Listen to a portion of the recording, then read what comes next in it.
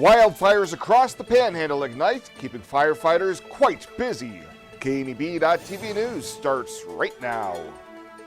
From your trusted source for news in western Nebraska and eastern Wyoming, this is KNEB.TV News.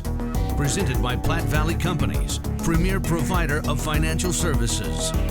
Hello, I'm Ryan Murphy. This is KNEB.TV News, powered by Platte Valley Companies. Thanks for joining me.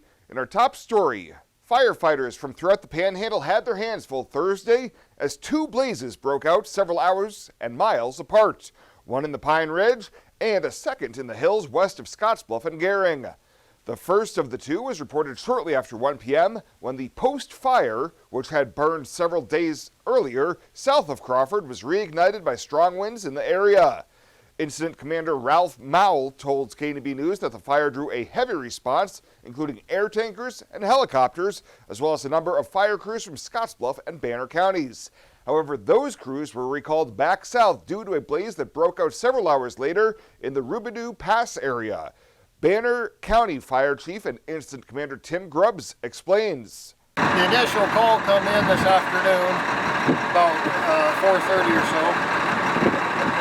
Had a power line, as I understand, that went down over on Rubidoux Road close to Stegall, and the wind driven towards Scottsbluff.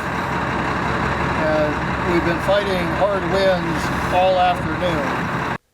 Fire crews from departments stretching from Morrill, Cheyenne, Kimball, Banner, Scottsbluff, and eastern Wyoming counties responded with more than 100 firefighters on scene. As of this morning, the Rubidoux fire had containment lines around 50%, which had consumed roughly 2,500 acres. A late night initial estimate of the post-fire sat at 1,000 acres, and that is now a Type 3 incident involving state resources. Evacuations took place in both fires, but officials say no structures had been lost, and there have been no injuries reported. We'll have more news right after this.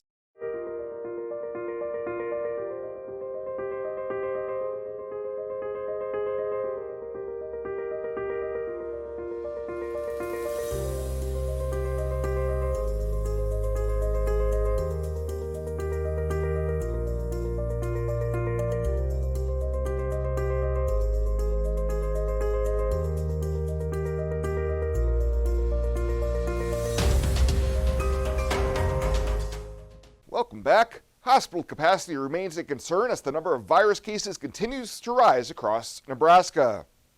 In Lincoln, Bryan health officials said their two hospitals are operating at the breaking point, with large number of COVID-19 patients putting stress on the system. Cases are up across the state and hospitalizations are growing. The Nebraska Department of Health and Human Services said 415 people were hospitalized Wednesday with the virus. Well, Nebraska's Republican-controlled legislature is considering changes to the congressional map that would give them an edge in a competitive congressional seat and the presidential election. That's because Nebraska is one of only two states in the nation that divides its electoral college votes by congressional district. Though President Joe Biden lost the state badly, he won one of its 5 electoral college votes by winning its Omaha-based 2nd congressional district. Republicans now propose adding a swath of conservative rural areas to the district. They say they're mainly trying to balance Omaha's population growth, but Democrats say it's a partisan move.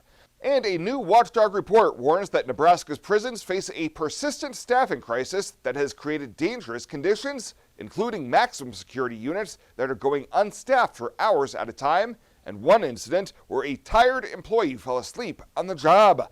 The Inspector General of the Nebraska Correctional System warns in its annual report that the long-standing prison workforce shortage has become a mass exodus as burned-out employees leave their jobs. The independent watchdog agency was created 6 years ago and reports problems in the prison system to the legislature. State officials say the state's low unemployment rate is part of the problem, although some lawmakers see higher pay as a solution. Well, coming up after the break, your weekend weather forecast, Husker chat with Sean Callahan, and a whole lot more. KNEB.TV News will be back right after this. At Platte Valley Bank, we believe it shouldn't cost you money to access your money. That's why we offer free ATMs anytime, anywhere. Whether you are across town or traveling abroad, there won't be an added expense to access the funds in your Platte Valley bank account. Free ATMs are just one of the great benefits of banking with us. Stop by to talk to one of our friendly associates to discuss what else Platte Valley Bank has to offer. If you're like me, you're willing to travel for a good steak and a great dining experience. Bobby Joe's Branding Iron in downtown Bayard has just that. Some of the Panhandle's tastiest flat iron steaks, ribeyes, and even prime rib. Pair that with a Western dining experience in our quiet dining room or fun-filled main dining area, you and your family are sure to have a great night out on the town. So if you're looking for a great new restaurant to try, you just gotta head on over to Bobby Joe's Branding Iron in Bayard, open Tuesday through Sunday for lunch and dinner. Welcome to Kelly's, home of the Valley's best selection of wine, spirits, and beer. Whether you're brand loyal to the tried and true brew or really enjoy trying something different and new, Kelly's has something for everyone. Family owned and operated and right on your way on West 27th Street in Scotts Bluff. Kelly's Liquor. If you can't find it at Kelly's, it's not worth drinking.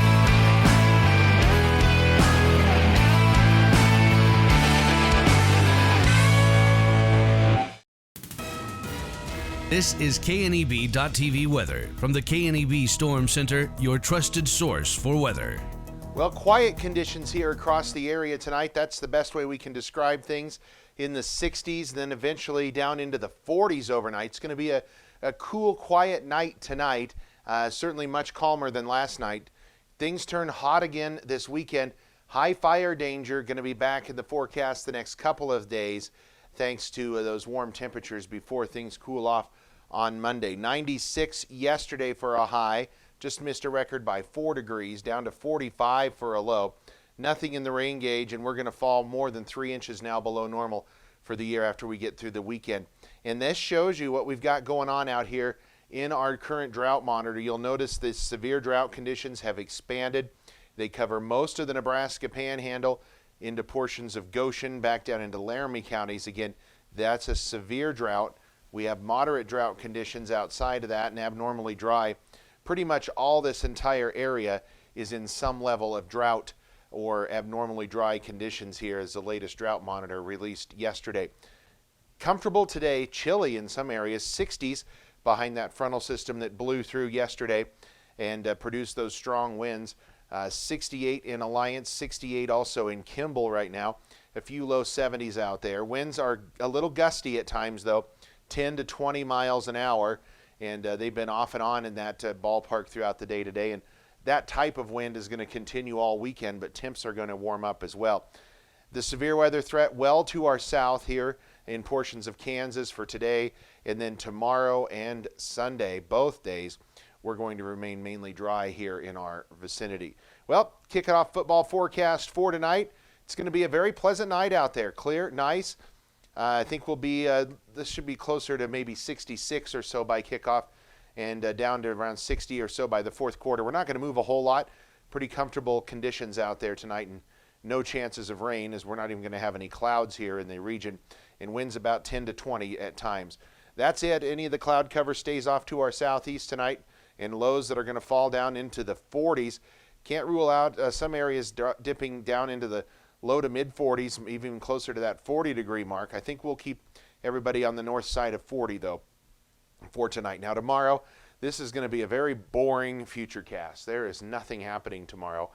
Some winds occasionally, that's about it. And a few high-level clouds come in late tomorrow evening. That is about all that we can muster out of anything tomorrow. And it is going to be hotter, back into the 90s for many of us tomorrow. Upper 90s in a few locations, most of us in the low to mid 90s, and certainly no precip coming the next 36 hours, and sadly not much coming the next 7 days. Clear, quiet tonight, lows down around 44. For tomorrow, it's going to be a hot one again, 95, winds at least 10 to 15. Still going to have some fire weather concerns out there tomorrow and on into Sunday as well. High temperatures still around that 90-degree mark on Sunday.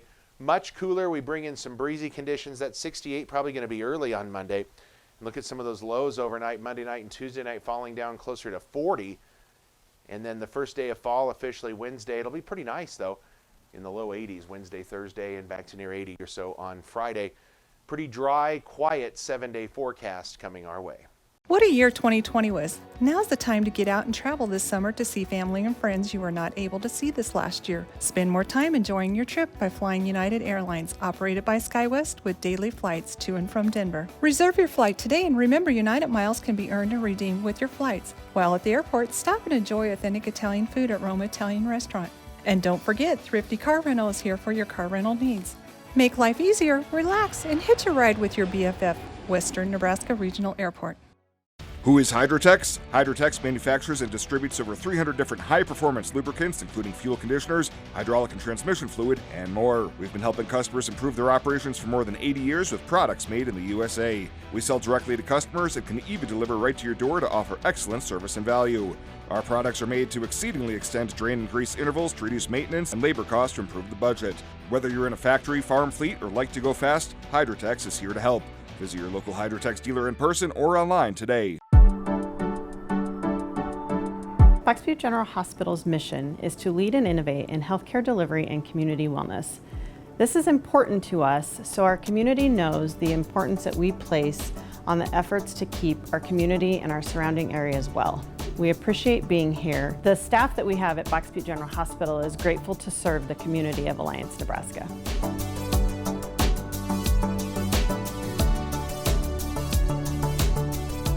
In boots, new and old, you've walked the rows of life, a fence length of time.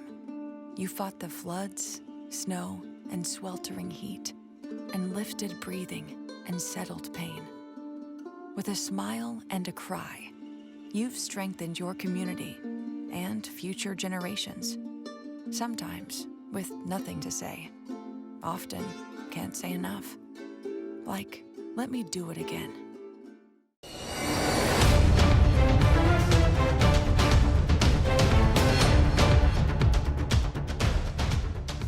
It is time for another edition of Husker Chat. It's brought to you by Acres Equipment. I'm Jason Jorgensen. Once again, we are joined by Sean Callahan, the publisher of Husker Online. Big game for Nebraska. It's Oklahoma week. Before we talk about the Sooners, we'll take a look back at the win against Buffalo. Sean, I thought it was a workmanlike victory. It certainly wasn't perfect, but it seemed last Saturday the Huskers took another step in the right direction. Yeah, it was a 28-3 win, but in all respects, there were two touchdowns that were controversially taken off the board that, probably should have stood.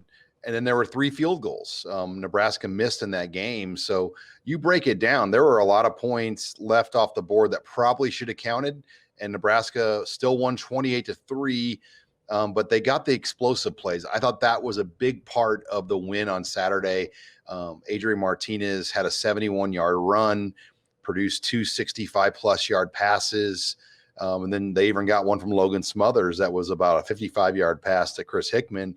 Those 4 plays were longer than any 4 plays a year ago as far as runs and passes go. And they had that all in the same game. And I thought that was a very good sign that the offense was able to produce some home runs to maybe make up for some of the efficiency that they were having early in the game with the run game.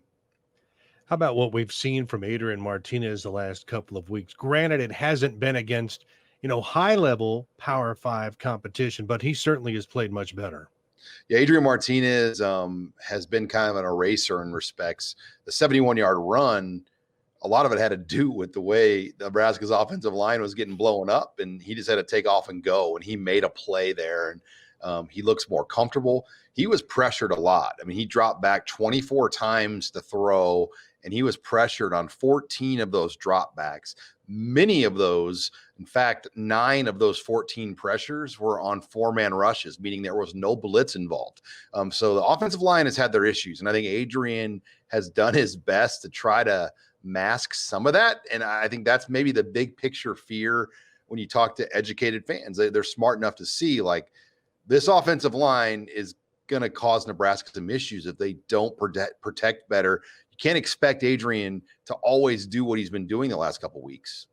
Do you think that's a talent issue with the offensive line or an experience, or is it just a little bit of both still? Yeah, it's really hard to pin your finger on because there's good players in terms of what they were ranked. And, is it inexperience? Is it scheme? Is it coaching? Is it technique? Is it all those things? Probably so. But yeah, you just wouldn't expect. I mean, Turner Corcoran, he picked Nebraska over Ohio State and Oklahoma. Bryce Benhart was a national top 250 right tackle, and Juergens has played well this year. Those two guards, I think those have been the guys that have struggled more than anything. So I don't know if they're going to look at maybe changing it up if it continues. But there is some good backup players there too. Like Nuri Newelly came in and did some nice things. Teddy Prohaska, the true freshman of Elkhorn South, he's another guy to watch closely. Today on Husker Chat, we're joined by Sean Callahan, the publisher of Husker Online. Husker Chat brought to you by Acres Equipment. Well, Sean, it's finally here. Nebraska, Oklahoma. These two programs have not met since 2010. A lot of talk this summer about Nebraska trying to get out of this game. What's the first emotion or first thought you have when you think of Nebraska versus Oklahoma? Well, I was born in 1980, so I wasn't around for the game of the century. But I know obviously what those games in the mid 80s meant.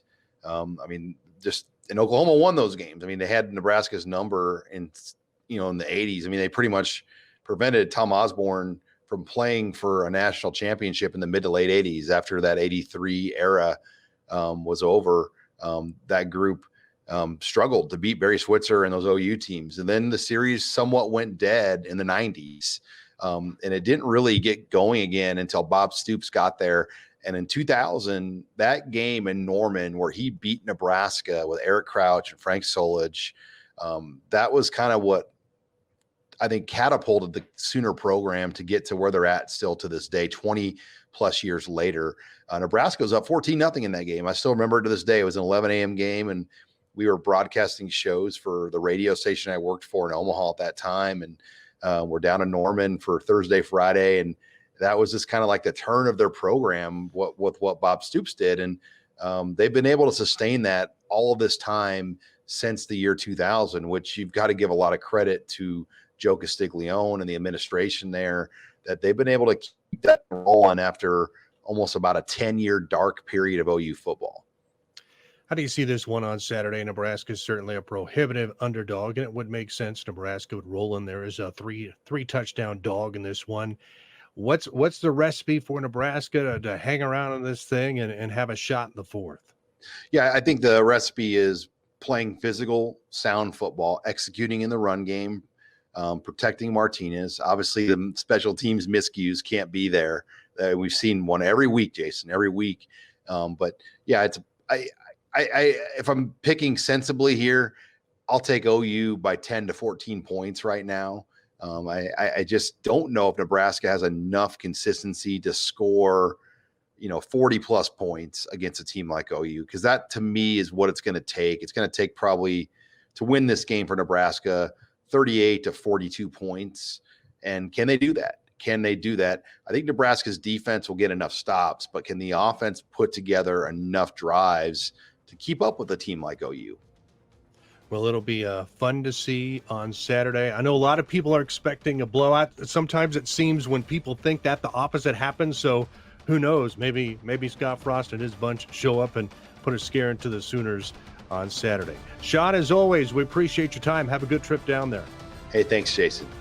You bet. And that was Sean Callahan, the publisher of Husker Online, joining us for Husker Chat. Once again, it's brought to you by Acres Equipment. I'm Jason Jorgensen. Thanks for tuning in.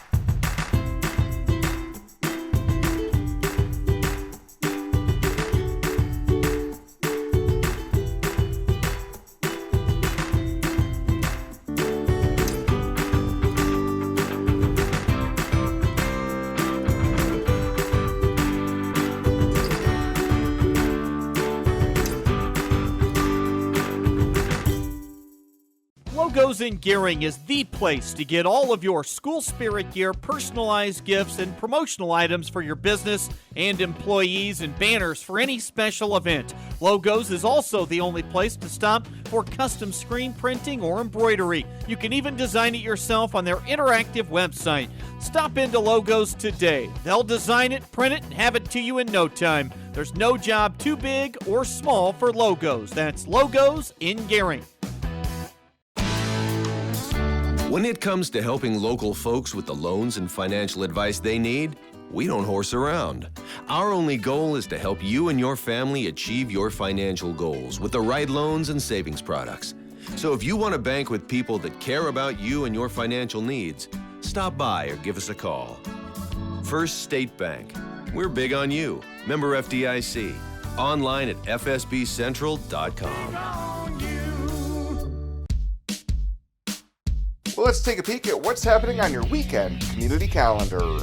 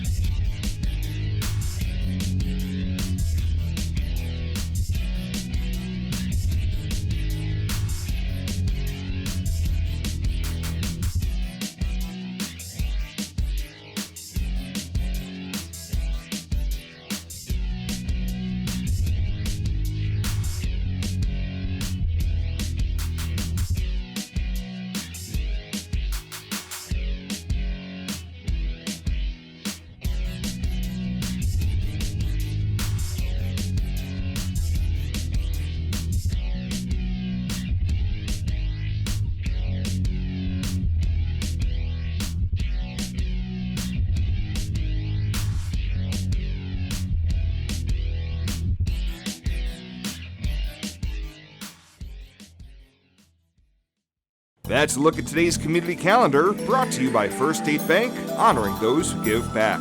Nominate your community champion at fsbcentral.com.